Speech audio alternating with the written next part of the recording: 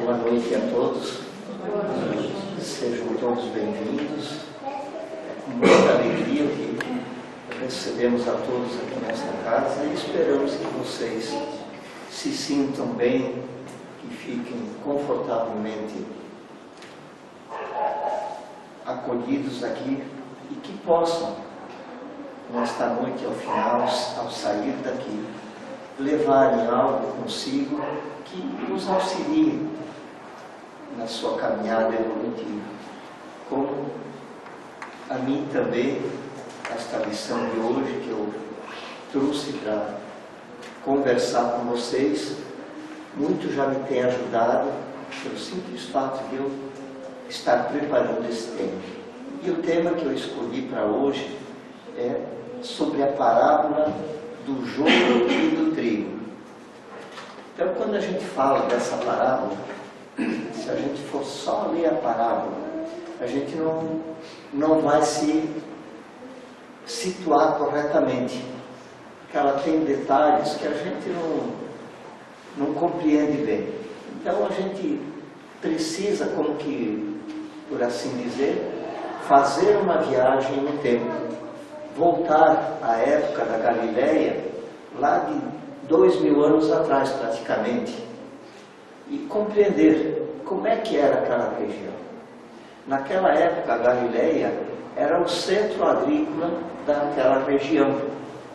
Lá tudo se produzia, uma coisa bem diferente de hoje, que lá hoje é praticamente um deserto. E procurar entender como é que era a mentalidade daquele povo, como é que as pessoas conversavam, como é que o Cristo tinha que proceder para se fazer entender por aquelas criaturas. Então, ele tinha um espírito que veio dos planos mais elevados, ele tinha que adaptar todo o conhecimento que ele tinha ao povo daquela época, para se fazer entender. Então, o que ele fazia? Ele usava costumes da época, ele usava as falas da época, as comparações daquela época. Então, esta é uma das parábolas que ele usou para transmitir os seus ensinamentos.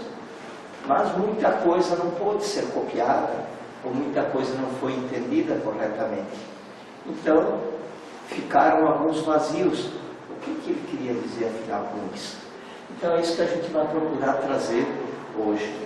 E essa parábola está no Evangelho de Mateus, no capítulo 13, versículos 24 a 30.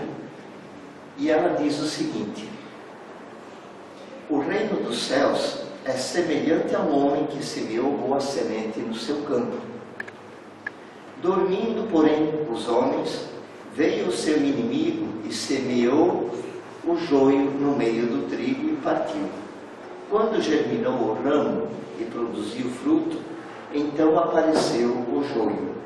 Aproximando-se os servos da casa, disseram: Senhor, não semeaste boa semente no teu campo? De onde, portanto, terá vindo o joio? E o Senhor lhes disse: um homem inimigo fez isso. Os servos lhe dizem: sendo assim, queres que após sair o recolhamos? Ele, porém, diz: não, para que, ao recolher o joio, não desenraizeis junto com ele o trigo. Deixai crescer ambos juntos até a ceifa. E no tempo da ceifa direi aos ceifeiros: recolhei primeiro o joio e atai-o em molhos para os queimar. O trigo, porém, recolhei-os em meu celeiro. Acima de tudo, nós temos que olhar o nosso Mestre Jesus como um grande educador, aquele que veio para nos ensinar.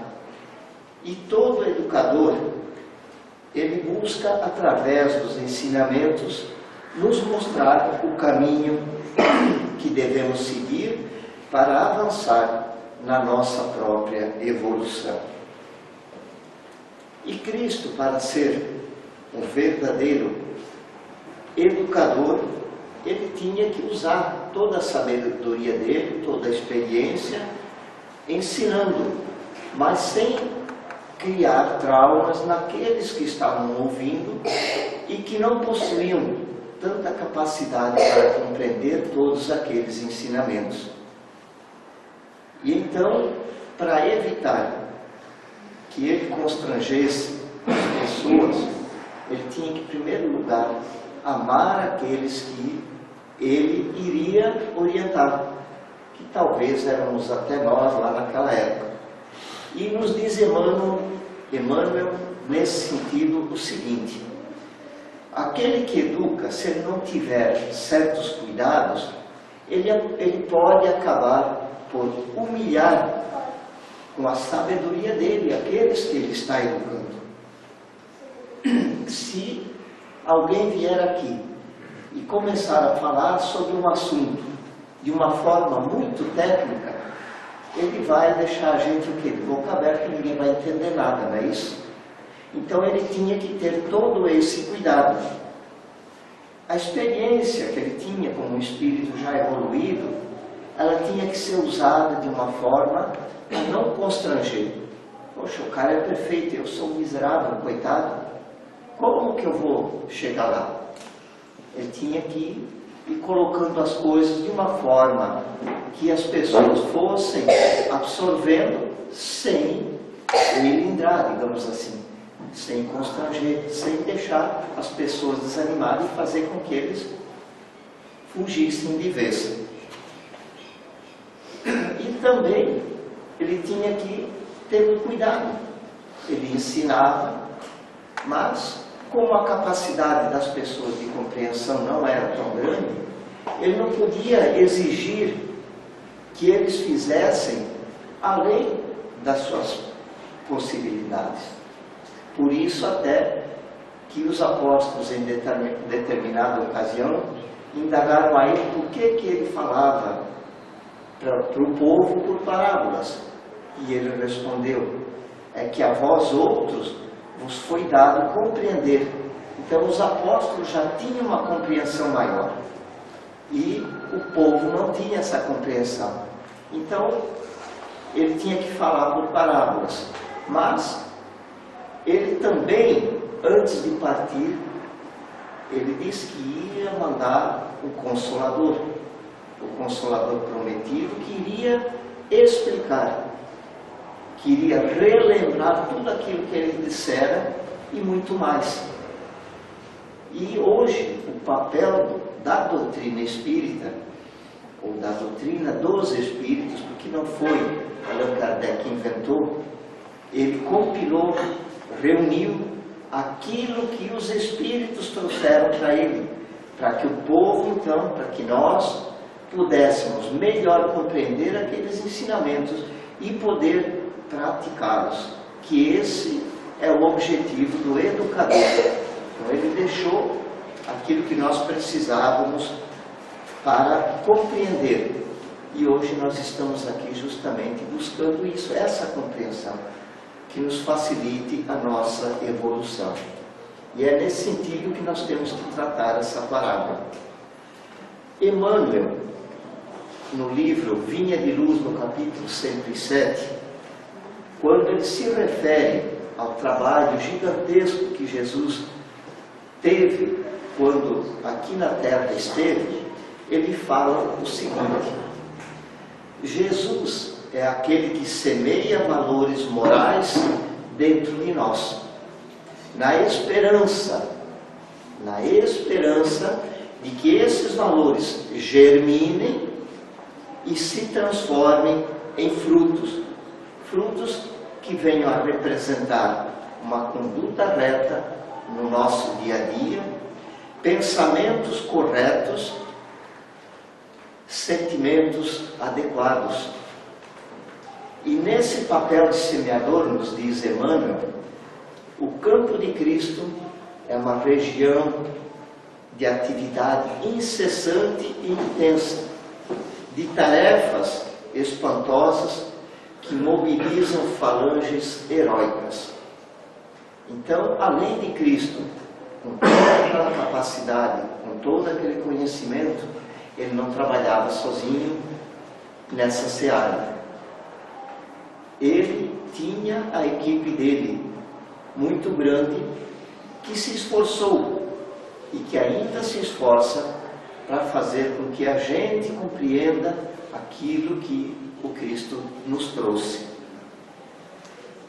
Mas, apesar dessa conduta, desse trabalho todo, dessas falanges de espíritos que acompanham a nossa evolução, apesar da vigilância desses trabalhadores, acontece que eles não conseguem ainda evitar que o joio acabe nascendo. E esse joio não é lá fora, não é lá na terra lavrada. Esse joio ele vai nascer aonde? Dentro de cada um de nós. E são aquelas coisas negativas que nós deixamos que elas germinem até por acomodação, porque a minha vida assim está boa, para que eu vou me preocupar com o resto? Então, quando nós nos despreocupamos, o joio vai crescendo.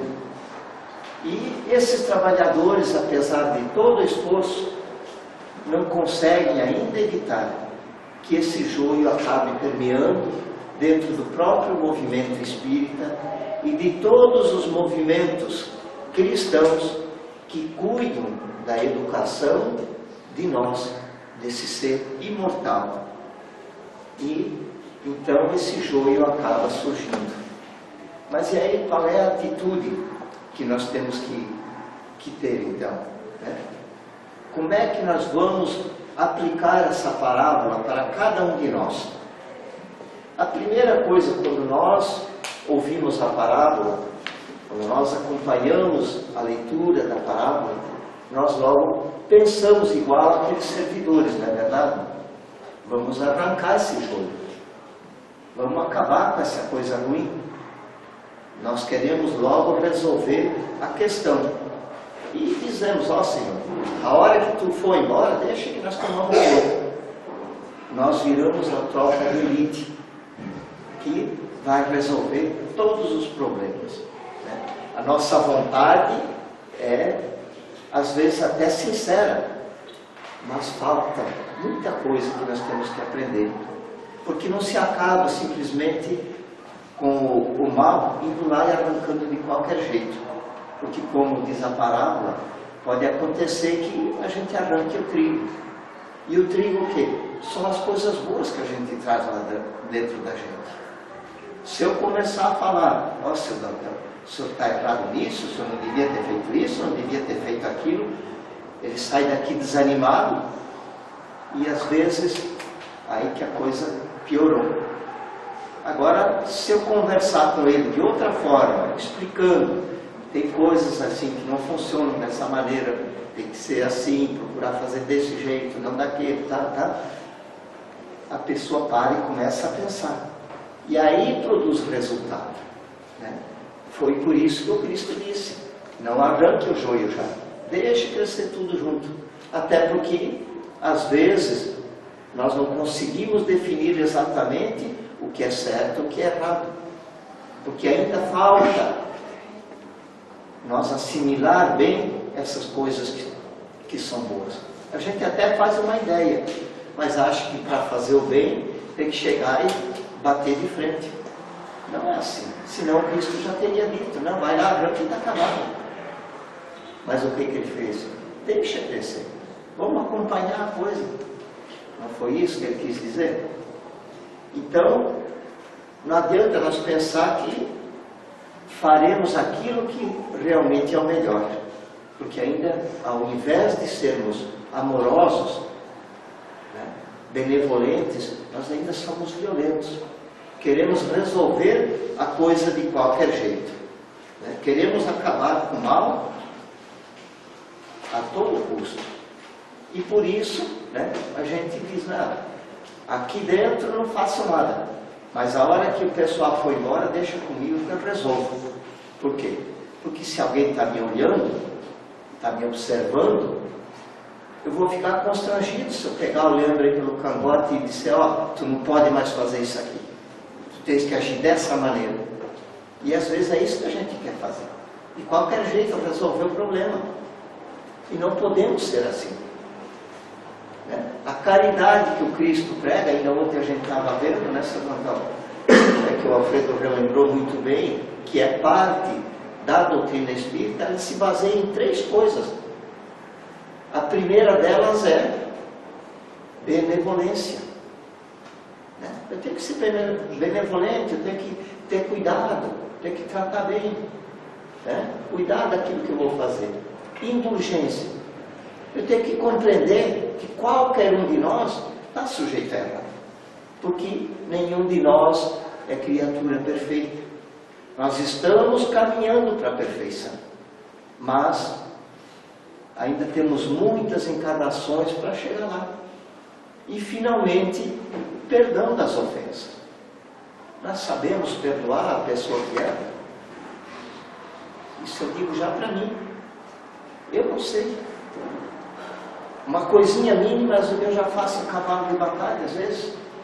Eu ainda preciso burilar essa parte, aparar essa aresta danada, tão difícil. O que eu falo aqui, gente, toca em primeiro lugar para mim. Eu sempre fui muito couro seco nas coisas, e não é assim. Eu com certeza estaria lá naquela tropa de elite, vou acabar com o joio ligeirinho, queria resolver o problema, mas não é assim.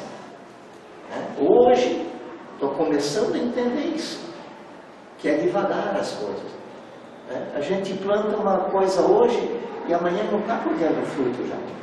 A gente tem que ter cuidado, tem que regar, tem que cuidar das infestações, dos bichinhos que podem atacar. Tem que ter uma série de atividades que precisa ser feita até chegar ao fruto. Mas a gente às vezes acha que já é capaz de resolver tudo, vai fazer um milagre na coisa. E não é por aí, né?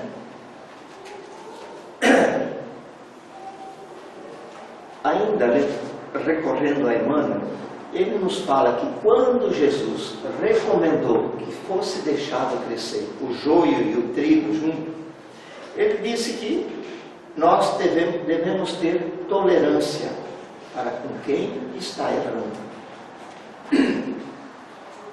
Quem erra, nós sabemos por que ele errou. Qual é o conhecimento de causa que nos dá o direito de apontar o dedo para o nosso semelhante? Aí a gente pode até brincar, né? Enquanto eu aponto um dedo para o meu semelhante, eu tenho 3 virados para mim, né? Quer dizer, a coisa pesada está mais dentro de mim às vezes do que no outro. Que ele pode ter errado num momento de fraqueza, e eu tenho a consciência do erro e ainda quero, né, criticar o outro. Para quê? Eu vou me colocar no lugar dele para ver se eu não faria pior às vezes. Então a gente tem que ser tolerante. Calma, vamos ver como é que a coisa vai andar. Todo mundo tem o direito de errar e tem o direito de tentar acertar. E às vezes nós levamos tempo para compreender isso. O educador, nos diz Emmanuel, ele dá tempo para o aprendiz, para que ele aprenda, para que ele vá assimilando, e assim ele vá crescendo, né?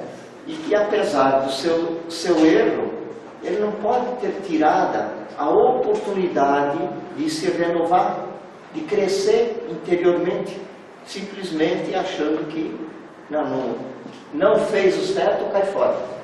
Não é por aí. Nós temos que aprender a ser tolerante, aprender a compreender que o que o outro falha, eu às vezes falho muito mais, mas não enxergo, porque é mais fácil enxergar um errinho no outro do que olhar os meus grandes erros, né? Isso também é um dos aprendizados que o Cristo nos deixou, né? Então o Mestre mostra que quem erra precisa de novas oportunidades. Foi por isso que ele disse, deixa o joio crescer junto. Daqui a pouco ele vai assimilando alguma coisa do trigo e vai se melhorar. Ele não perde a esperança de que a gente consiga se modificar. E aí, nesse sentido, tem uma historinha bem interessante que eu tirei de uma palestra do Haroldo Dutra Dias, e que ele fala o seguinte: conta uma lenda que há milênios e milênios atrás havia uma aldeia de homens lavradores, heróis e muito fortes. E num determinado dia resolveram fazer um concurso naquela aldeia para ver quem dentre eles era o mais forte. E chegado o dia, começou esse concurso. Aí chegava um cidadão, lá com uma mão ele derrubava uma árvore. Chegava o outro, com duas já derrubava uma maior. Chegava o outro, derrubava três. E assim a coisa foi andando, até que chegou ao final. Todo mundo já tinha mostrado a capacidade, a força dele. E daí veio então o julgamento. E para isso colocaram um sábio como julgador. Um ancião simples, de cabelos brancos, que era um líder lá da aldeia.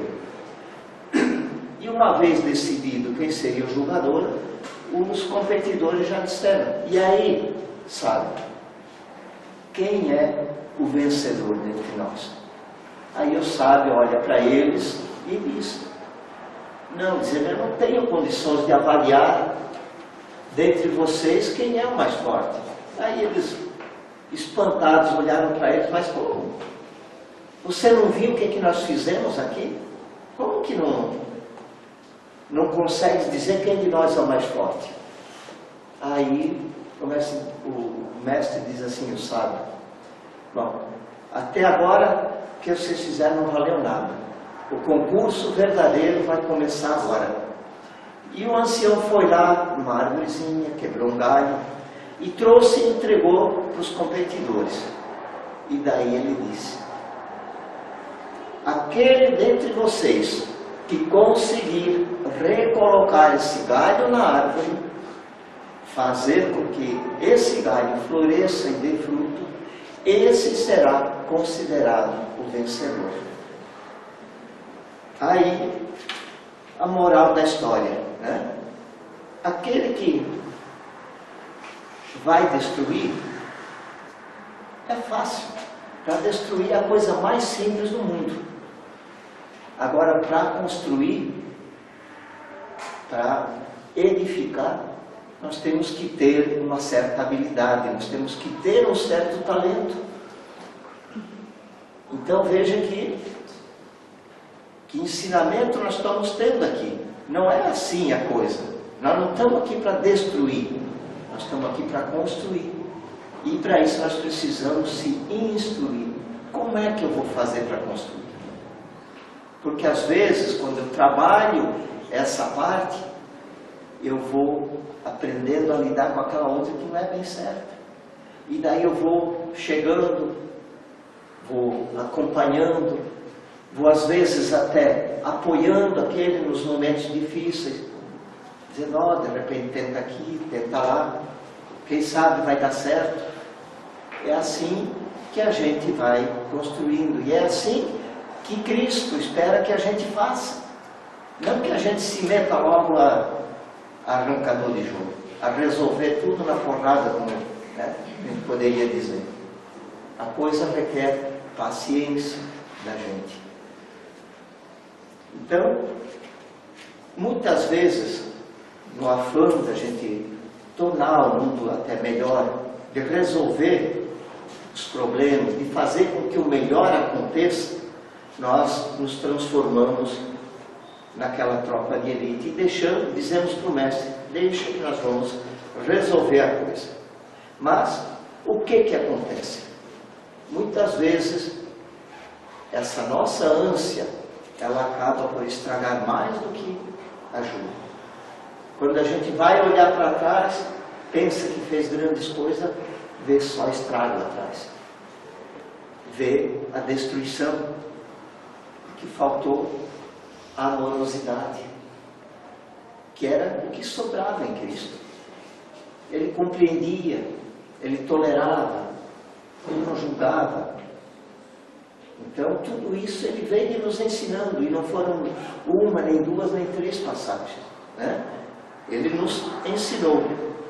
E quando Cristo, lá numa certa passagem, ele diz que conhecereis a árvore, os frutos que ela dá, é isso que ele queria de nós. Ele não falava da árvore lá fora, ele falava de nós, criaturas humanas.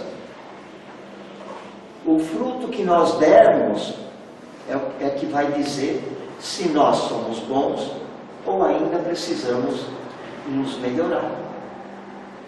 E isso é devagar. Então, quando nós começarmos a produzir bons frutos, quando nós realmente nos comportarmos como filhos de Deus, como cristãos, como seguidores do nosso mestre e modelo que é Jesus, nós vamos também deixar que a coisa que não é boa cresça junto com a boa. Para quê? Para que a gente vá depois acerenando as coisas, vá orientando. E quando Cristo diz, deixa o joio crescer, não é porque ele estava com preguiça, com relaxamento, que ele não queria tomar providências. Ele tinha a visão mais longe. Ele sabia que certas ações a longo prazo dão muito mais resultado do que o imediatismo, né, desarvorado às vezes da gente. Então, com calma, às vezes nós conseguimos acalmar, convencer o cara mais revoltado. Mas precisamos ter calma, paciência, tolerância. Não é de outra forma que nós vamos ajeitar as coisas. E como Cristo disse, pelo fruto se conhece a árvore. E é sabido que se eu aqui dentro conseguir convencer alguém de vocês com aquilo que eu estou falando, ótimo. Mas eu tenho certeza de que se o que eu disser aqui para vocês, eu praticar aí fora, vocês vão olhar, poxa, ó, ele falou, mas está fazendo. E o que é que o Cristo fazia? Ele falava, ensinava e praticava.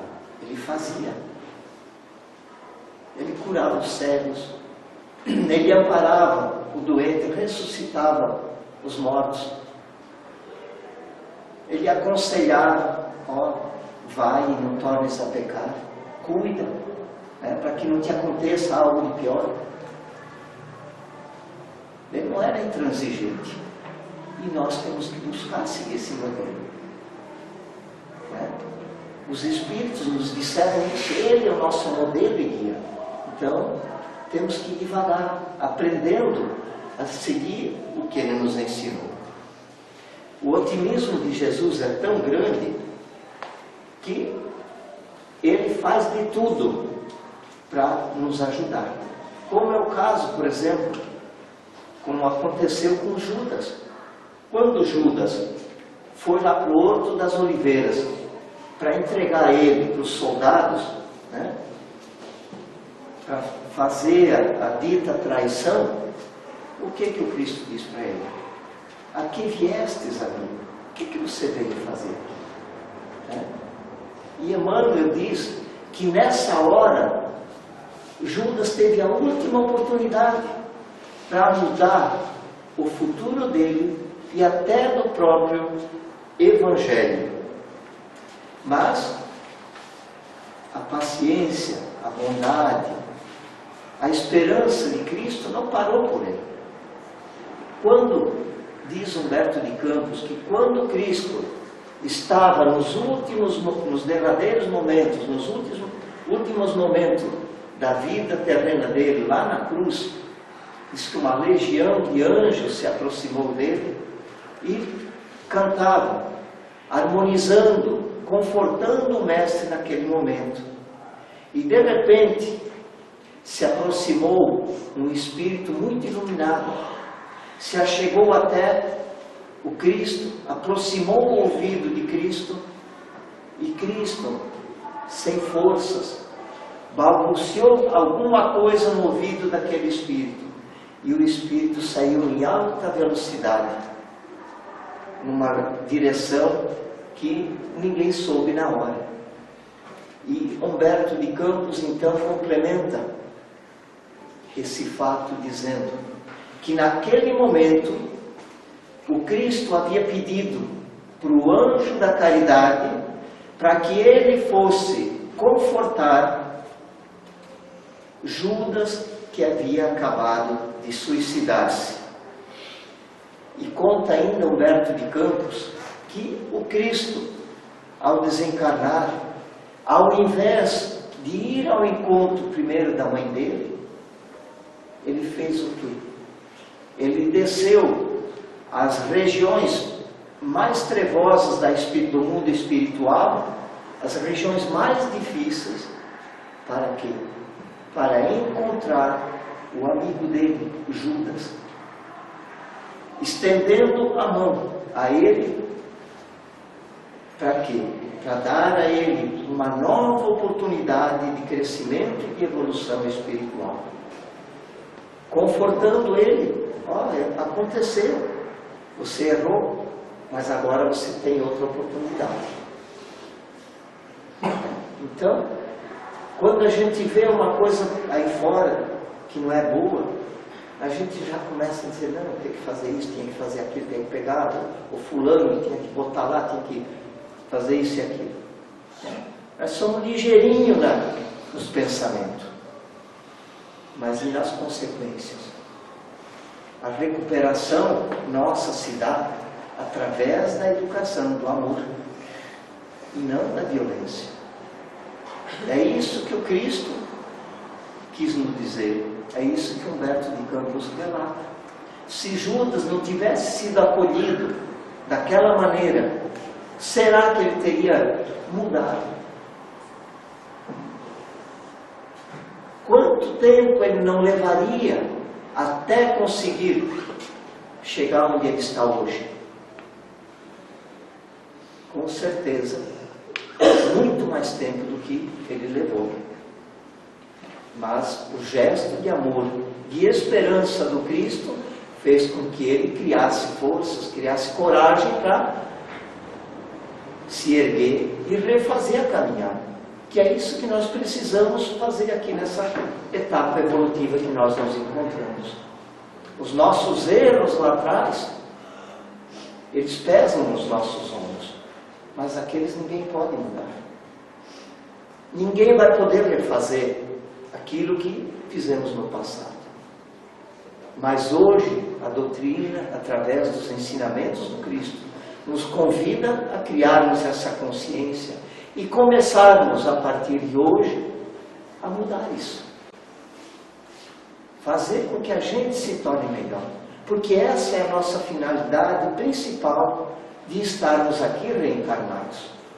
É evoluir moralmente, nos tornarmos criaturas melhores, chegarmos, como o próprio Cristo nos disse, à perfeição. Não à perfeição de Deus, mas à perfeição relativa. Porque só Ele é infinitamente bom, justo e perfeito realmente. Mas nós temos todos os caracteres para chegar à perfeição relativa. E é isso que o Cristo quis dizer quando falou que nós deveríamos ser perfeitos como perfeito é nosso Pai Celestial. Então, quando a gente fala em ser tolerante, a gente não quer dizer que a gente tem que, deixa lá, paciência, deixa o coitado lá, um dia vai entender. Não. Nós temos, com o conhecimento nosso, que buscar ajudar o nosso semelhante. E quando nós notamos as coisas ruins aparecerem, nós não podemos largar o nosso semelhante simplesmente porque ele está caindo. Nós temos que fazer igual a Cristo. Iluminar, ajudar a iluminar o caminho daquela pessoa. Através da nossa compreensão, da nossa misericórdia. E com certeza, as criaturas, os nossos irmãos, os nossos semelhantes, através dessa compreensão, vão se ajudando. Quando a gente vê o nosso semelhante errar, a gente deve ajudar, deve falar para ele. Mas sempre com bondade, com amor, com compreensão e com misericórdia. Procurando transformar aquele erro numa coisa certa. O Cristo transformava com os ensinamentos, a nossa inexperiência em experiência. Ele transformou muito da nossa ignorância em sabedoria. E com o amor dele, ele transformou a nossa maldade em amor. E é isso que ele ensina, que a gente faça.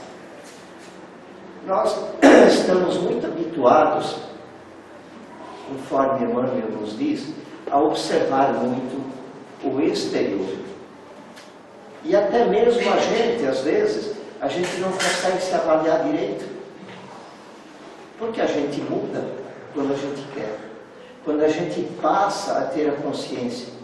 Mas é que a mudança nossa é tão lenta, tão devagar, que a gente não... Obrigado. Que a gente às vezes não se dá conta. Mas se a gente parar conscientemente, a partir do momento que a gente está hoje, para lá atrás, a gente já vê que certas coisas não condizem mais com a gente. Que já a gente não admite.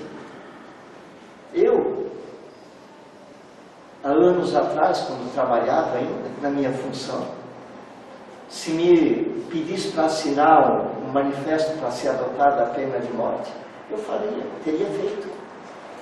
Mas me pergunta se hoje eu faria. Isso é um sinal que eu já estou mudando minha visão. Não é grandes coisas, porque eu ainda acredito. Os caras não deviam ter feito aquilo. Já também não sou tão incisivo. Mas tem muita coisa para melhorar. Porque ainda o meu lado negativo, ele fala muito alto. E isso pode acontecer com qualquer um de nós. Mas a gente tem que aprender que as mudanças são lentas mesmo. Muitas vezes,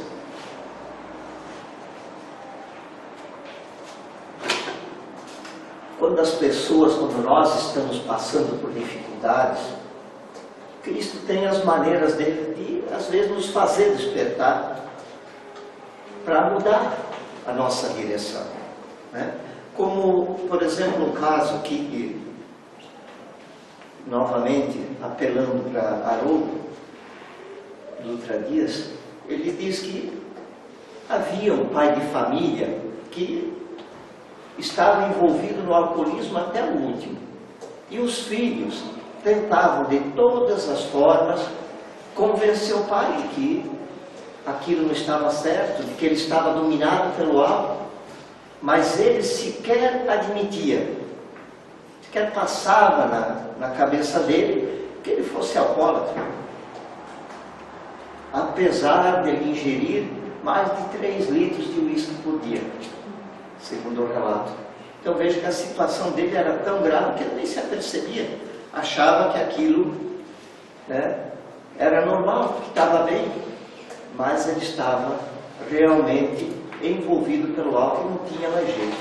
Até que um belo dia, por uma circunstância qualquer, ele teve que ir ao médico. E lá o médico constatou que ele estava com uma cirrose inicial.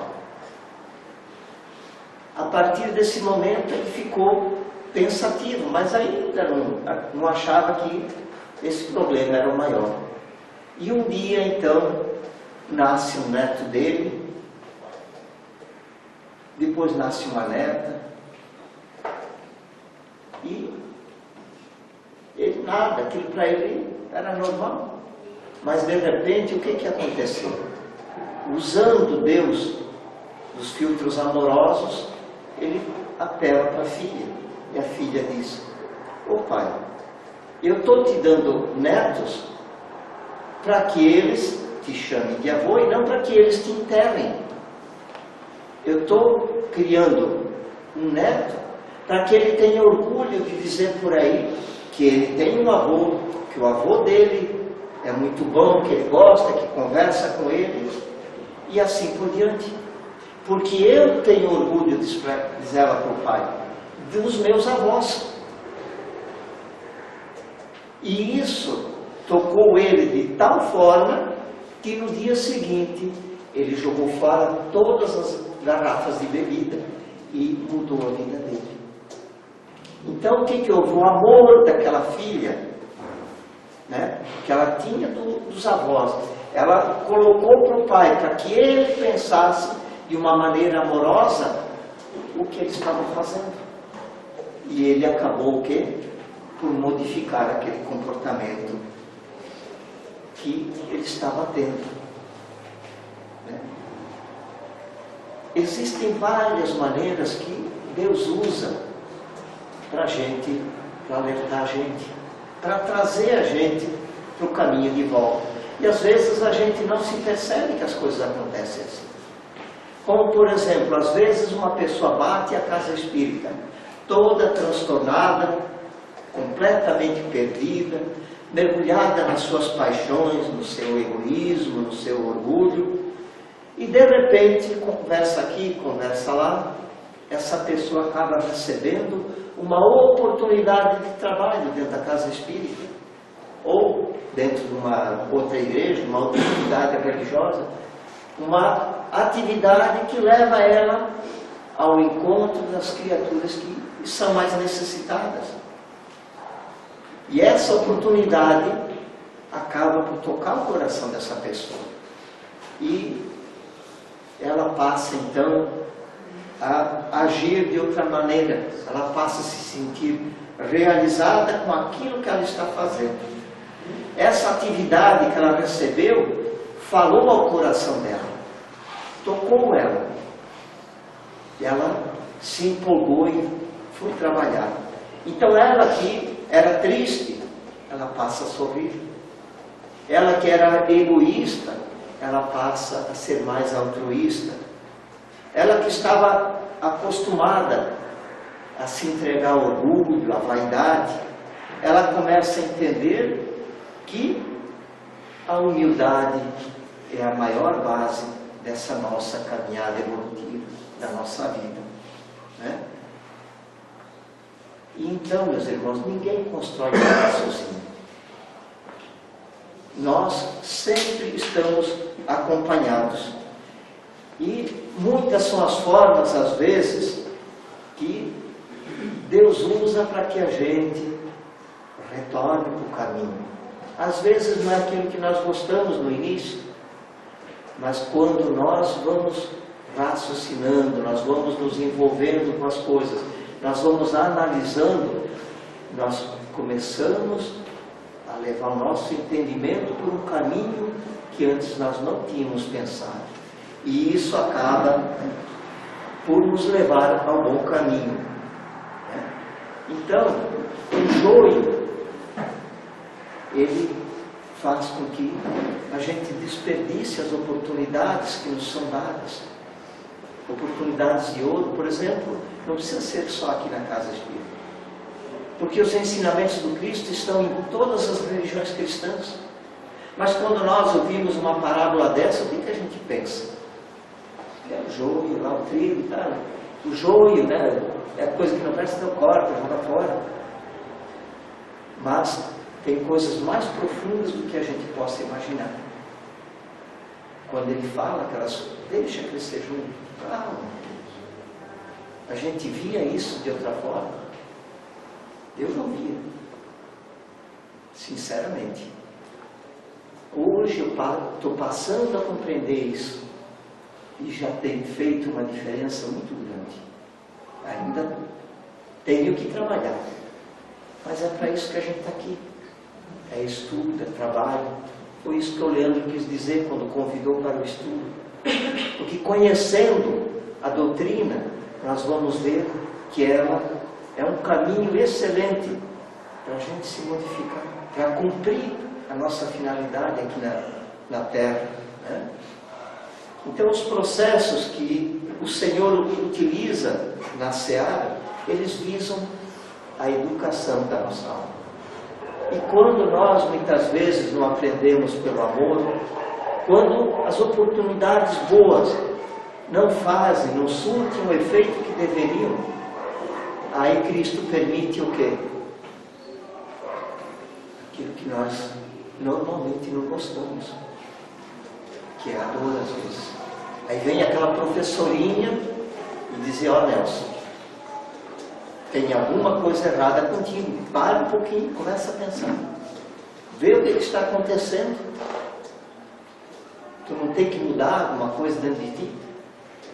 Essa é a finalidade da dor. Porque Deus não quer o castigo da gente. De forma nenhuma. Se Ele é amor e bondade, por que Ele vai querer uma coisa de ruim para a gente? Por que Ele iria permitir um sofrimento se Ele é perfeito? Há uma razão. E esta razão muitas vezes é justamente porque todas as maneiras que havia para me chamar a atenção, eu desprezei. Às vezes alguém fala uma coisa no meu lado, esse carola aí, o que ele está querendo? Às vezes Deus colocou aquela pessoa me falando alguma coisa que eu acho chata, mas que na realidade é para me chamar a atenção, para me chamar de volta para o caminho. E eu não considero isso. Então, nós não podemos nos esquecer de que muitos são os processos que Deus utiliza para nos trazer de volta para o bom caminho. Porque mesmo o sofrimento, quando ele vier, ele visa a nossa educação e não o castigo.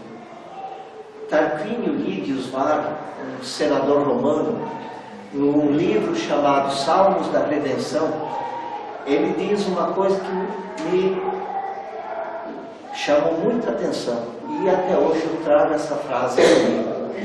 E essa frase diz o seguinte: o Deus de amor e de bondade não castiga os seus filhos.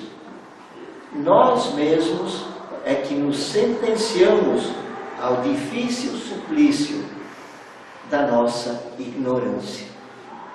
Ah, tá bom assim, para que eu vou procurar entender melhor? Para que eu vou buscar saber mais?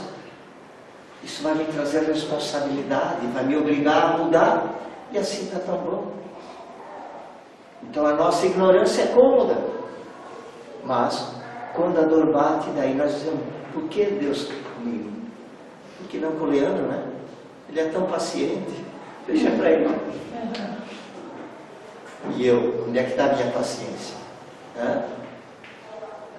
Não está na hora de eu aprender a ser mais paciente? Então Jesus esgota todas as possibilidades do amor, da paciência e da tolerância. E aí só então é que Ele permite que a dor nos venha. Mas mesmo assim, para nos educar. E ainda assim nós não estamos abandonados. Porque quando a gente começa a pensar, os nossos amigos espirituais estão aí nos amparando. Não somos abandonados. Então, nós temos que aprender. E não sejamos nós, então, a deixar que a misericórdia fuja de nós. Vamos cultivar a misericórdia, a compreensão, a tolerância com o nosso semelhante. Não sejamos os ceifeiros, porque Deus tem os seus. Ele sabe como fazer. Nós não. Façamos assim parte dessa falange que trabalha em benefício da evolução das criaturas. Porque uma verdade, ela não pode ser esquecida. Quem de nós pode se dizer no direito de atirar a primeira pedra? Uma boa noite a todos. Desculpem se eu me estendi um pouco no tempo. Obrigado pela atenção de vocês. Até uma próxima.